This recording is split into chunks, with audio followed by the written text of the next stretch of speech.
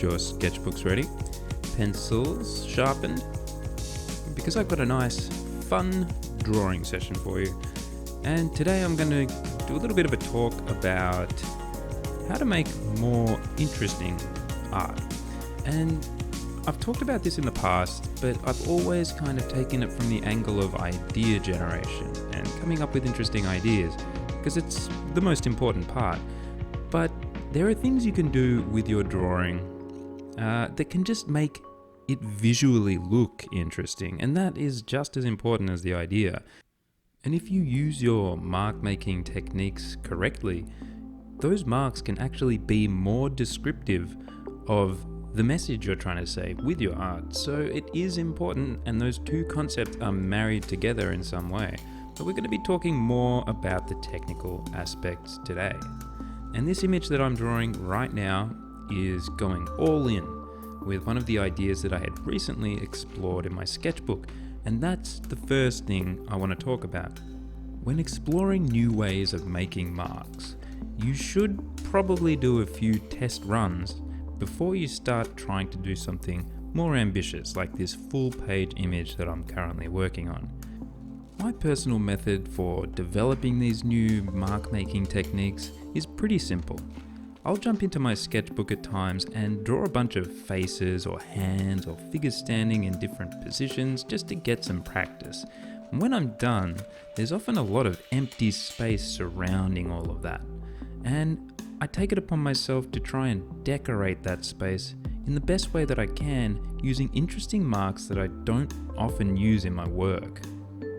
Sometimes I make the page look kind of dumb, sometimes it just looks like a bunch of random squiggles, but I'm really trying to just practice finding rhythms and flows with abstract shapes and designs.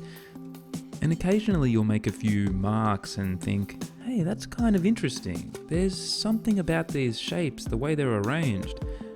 Perhaps I can use that in some patterns or filigree on clothing or armor or something like that. Or perhaps you accidentally stumble across some interesting way of describing a texture or some kind of tricky to describe material or something. And often when I hit on something like this, I'll remember it there in my sketchbook. Later on, when I'm making something else, I might try and expand on that idea and recapture what I had done there in an experimental phase.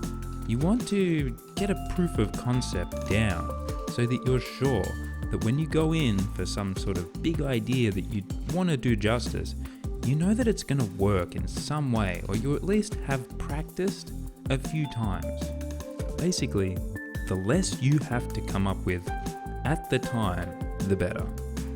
So the idea for this image that I'm making was one that wanted to feel light and dreamy.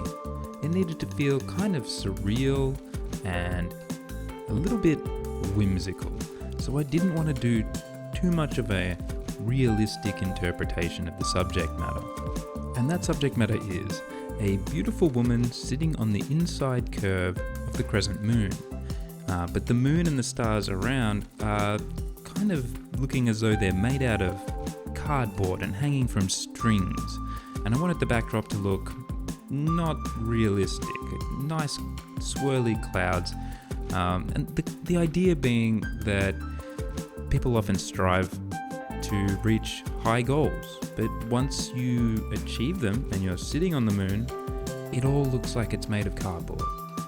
Because achieving a goal is rarely as fulfilling as the journey to get there. Sounds fun, right? A cool idea, something to riff off. But it has some problems, you see, because the subject matter itself is going to result in a lot of dark space on the page. Imagine it's the night moon and some clouds. So the rest of the page has to be filled in with a dark value. And I'm using pencil. If I was using paint, I could probably get away with just filling that space with some sort of dark ultramarine blue with a bit of burnt umber in it or something. But I don't have that luxury. So what can I do about it? Because if I do try to fill in that space with a pencil, I'm going to get all kinds of messy, scratchy pencil work. It's going to look like crap. Well, luckily, I had been experimenting in my sketchbook some time ago with some techniques that I was borrowing from Van Gogh, and I thought perhaps they could be appropriate for this situation. I could borrow a little bit of that Starry Night flavor for my own work.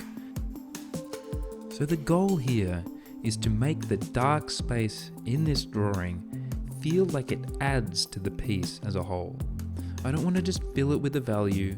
I want it to breathe life into the image. I want it to describe the feeling that I'm looking for with this piece, which is one of whimsical fantasy.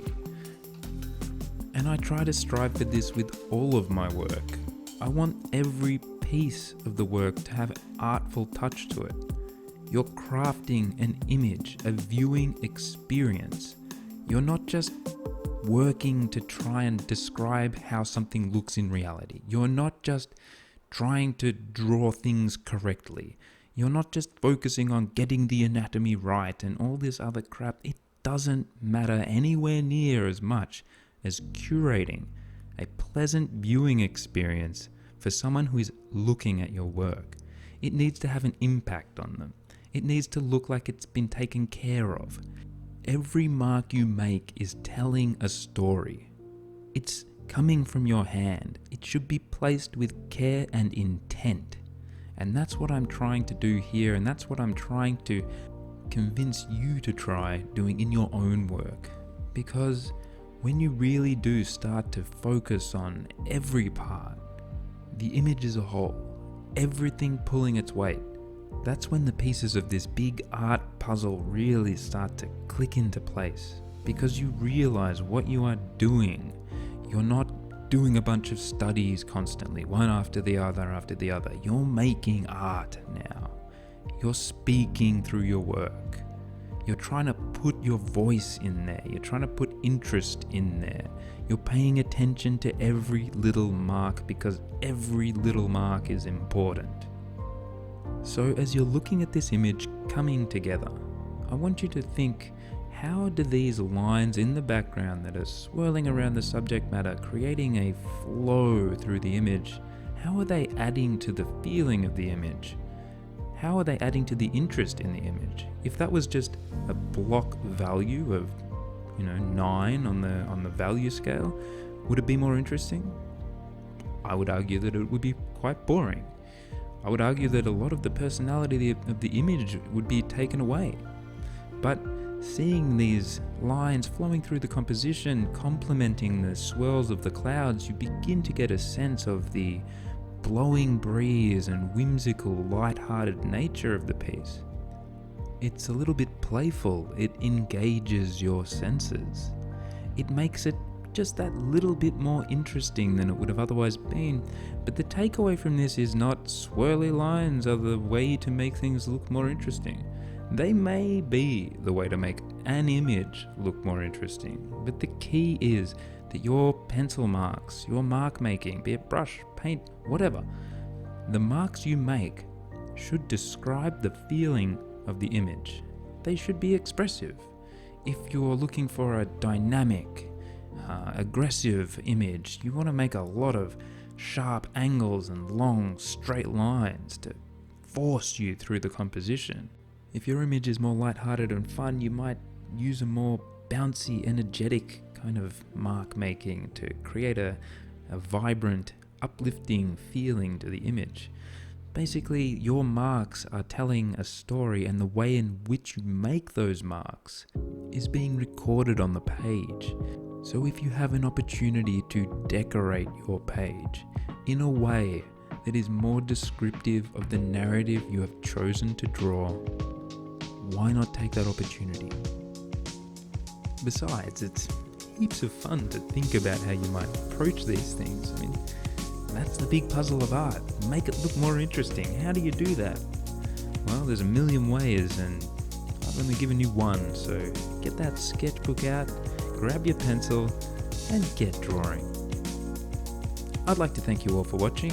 If you did enjoy the show, why not hit the like button? If you really liked it, drop a comment down below. It really helps the channel grow. And if you're not subscribed, come on, hit that subscribe button. You know you want to see more videos like this, and I want to make more, so seems like a match made in heaven to me. Anyway, until next week, I will see you all later.